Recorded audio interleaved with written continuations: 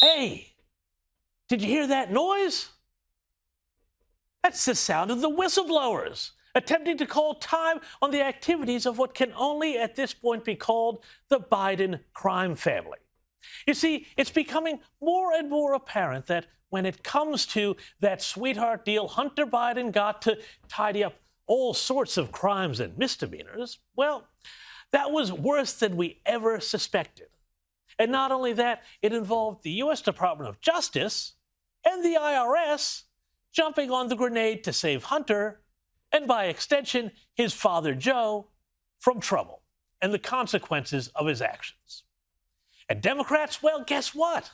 Surprise, surprise, they don't want to hear about it.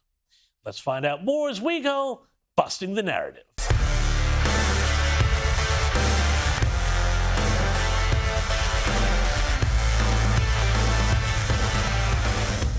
Right.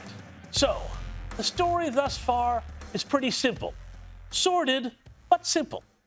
Hunter Biden, the very haunted son of Joe Biden, is, at the end of the day, a pretty sad and tragic figure. As we know from his laptop, the laptop Democrats and the media and intelligence agents all tried to portray big Russian disinformation. Hunter was engaged in all sorts of underhanded stuff. And he wasn't exactly clear about what that stuff was on his taxes either.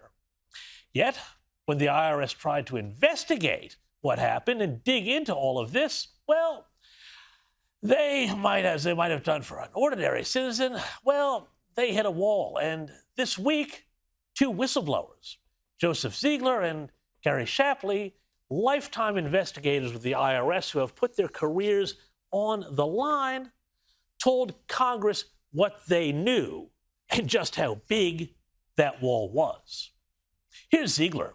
There was an environment when we were interviewing witnesses where you were afraid to ask questions that could lead to the presidential campaign. And this is after the campaign's over. So questions like that, it was restricted, and so things like that we were limited to talking about. And here's Shapley backing up the story. They've changed their story. You guys haven't. What do you think happened? What do you think? Mr. Weiss was consistent with the investigators up until this October 7th meeting, and then he changed. What do you think happened, Mr. Shapley? I mean, I don't know what happened internal at Department of Justice, but what I can say is that the story has been changing from Department of Justice and U.S. Attorney Weiss, and I think the only person that's really had any documents that have been corroborated are my own. Exactly. I think what happened. I think it's obvious. Anyone with common sense can see what happened, because he said it in Mr. Graham's letter. He said, I had discussions with Maine Justice. I had discussions with the folks, the Deputy Attorney General, the Attorney, whoever it was, I don't know, but he had discussions with the people at Maine Justice, and suddenly things change. Now, Shapley also said that he and his team were blocked from following up on WhatsApp messages between Hunter and his Chinese business partners. You know, with respect to the WhatsApp messages, it was something we clearly needed to follow up on, and that was really one of the major deviations from, in this case, is that investigators asked, and Special Agent Ziegler asked to follow, to take some investigative steps to review that, and it just simply wasn't supported by the prosecutors. So further delving into what that means, I just simply can't do. And it gets worse. The Justice Department allowed the president's political appointees to weigh in on whether to charge the president's son.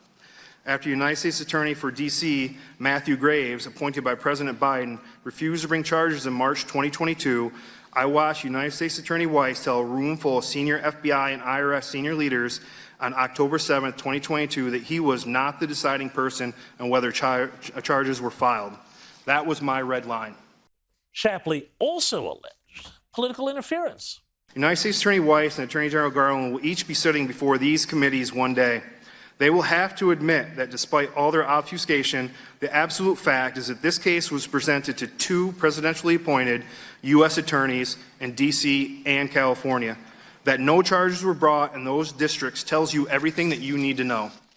And told the tale of how an attempt to interview Hunter was instead kiboshed once news of the plan was leaked to the Biden transition team.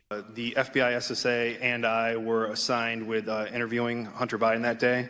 And the day previous, we went to the LA FBI field office and asked them to the special agent in charge to contact the Secret Service special agent in charge from the LA field office at 8 a.m. on the morning of December 8th and tell them that two agents were going to approach Hunter Biden as part of an official investigation. And the night before, all of that changed.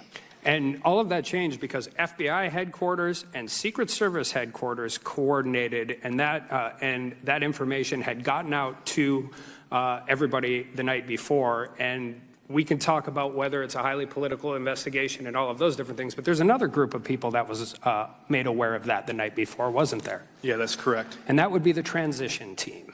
That's correct. And the transition team is a political operation set up to help the president-elect vet cabinet employees, work on inauguration, do all of those things. I mean, is that your understanding? Generally, yes. Now, that interview never happened, by the way. So the big question is, where are the Democrats on this?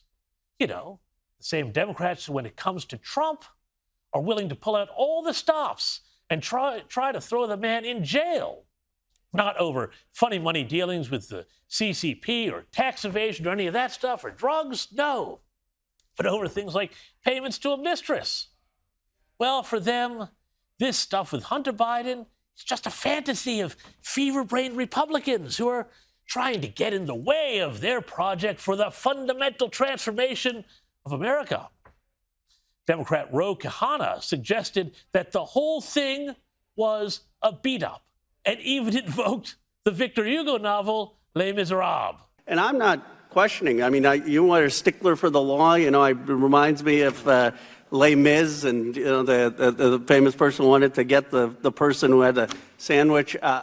Jamie Raskin also weighed in. Every other try by our colleagues to concoct a scandal about President Biden, this one is a complete and total bust. And, of course, it's all about Trump. Let's remember that the President of the United States, not Joe Biden, Donald J. Trump, was impeached over a phone call to the President of Ukraine wanting to get dirt on this very subject, on this very individual. But for sheer chutzpah, here's Representative Dan Goldman. So the fact that he's even taking a plea deal, in my mind, demonstrates a two-tiered system of justice against Hunter Biden. Hunter's the victim here, people. Can't you see it? Thanks for watching. I am James Morrow. And to support this channel, please like, share, and subscribe below. And I'll see you next time for more Busting the Narrative. Bye-bye.